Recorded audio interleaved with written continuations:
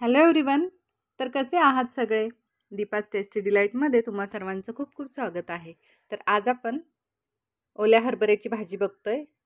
तर आत्ता हिवाळ्यामध्ये आपल्या शेतामध्ये हरभरा लावलेला असतो आणि त्याची भाजी आपल्याला मार्केटमध्ये सहज भेटते. तर ही भाजी सावलीमध्ये सुकवून वर्षभर स्टोअर करून पण वापरतात.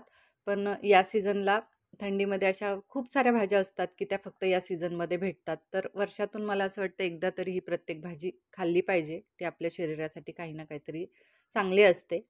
तर आज आपण अशीच हरभऱ्याच्या या कोवळ्या पानांची भाजी बघणार आहोत. तर अगदी साधं सिंपल साहित्य आहे त्यासाठी. तर हे लसूण आणि हिरव्या मिरच्या जाडसर कुटलेत आणि हे शेंगदाणे आहेत ते पण कच्चे शेंगदाणे अगदी जाडसर ओबडधोबड असे वाटलेले आहेत. तर आपण रेसिपीला सुरुवात करूयात.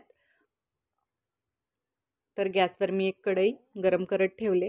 कढई छान अशी गरम झाली की नंतर आपण त्यामध्ये घालणार आहोत तेल.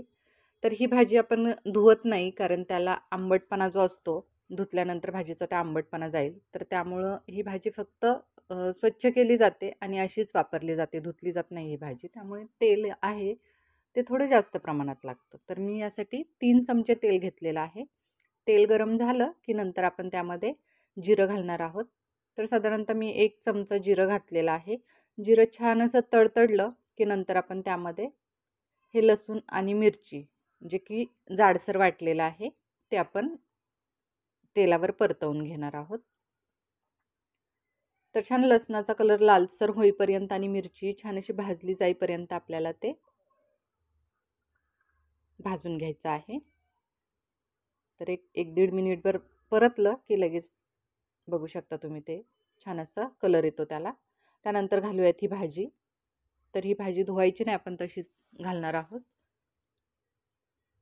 तर आता मी पूर्ण भाजी घालून घेतलेली आहे आणि आता ती अगदी हलक्या हाताने आपल्याला ती पलटी करून घ्यायची आहे कारण कढई फुल भरलेली आहे.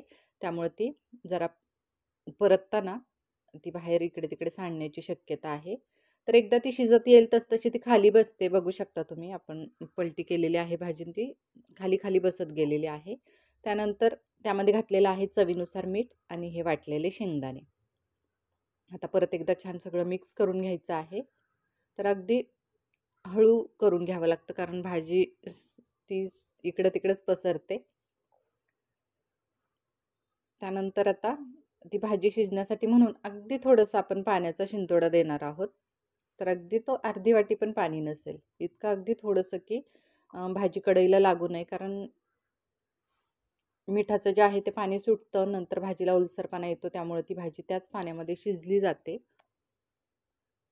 तर बघू शकता आता बऱ्यापैकी भाजीला पाणी सुटायला लागलेलं आहे. तर आता अशीच आपल्याला परतवत आणि बारीक गॅसवर आपल्याला ही भाजी पूर्णपणे शिजवून घ्यायची कारण आपले शेंगदाणे जे आहेत तेही कच्चेच आपण वाटलेले आहेत आणि ते थोडे जाडसर आहेत, तर शिजायला वेळ लागतो. तर असंच आपण मधून अधून परतत आणि बारीक गॅसवर आपल्याला ही भाजी आता शिजवून घ्यायची आहे. तर एक 3 ते 4 मिनटं तरी लागतात ही भाजी व्हायला. तर आता त्याला मीठ आणि सगळी भाजीला मसाला व्यवस्थित लागण्यासाठी म्हणून मी अशी पूर्णपणे ती पसरवून भाजी घेत आहे कढईमध्ये. आणि आता ठेवायचं आहे झाकण. झाकण ठेवल्यानंतर वाफेवर ही भाजी छान अशी शिजली जाते. तर बघू शकता त्याला पाणी असं भरपूर सुटलेलं आहे आणि त्यामध्येच आता आपले ते शेंगदाणे आणि भाजी छान अशी शिजली जाणार आहे. तर परत एक 2 मिनटं असंच परतवून आता पूर्णपणे त्यातलं पाण्याचा अंश गेला की समजायचं आपली भाजी रेडी झालेली आहे. तर आता ही भाजी आपली शिजलेली आहे. त्यातले शेंगदाणेही छान असे मऊ झालेले आहेत आणि पाणीही आटलेलं आहे. तर आता शेवटी आपण त्यामध्ये अर्धा चमचा परत तेल घालणार आहोत. तर नंतर असं कच्चं तेल घातल्याने कोणती पालेभाजी असू त्याला असं शेवटी जेव्हा आपण तेल घालतो थोडंसं, तर त्याची टेस्ट खूप छान येते. तर मी तर नेहमी भाजी फोडणी देत असताना थोडंसं तेल वापरते आणि शेवटी मग असं भाजी शिजल्यानंतर शेवटी थोडंसं तेल घालते वरून. तर तशी छान टेस्ट येते.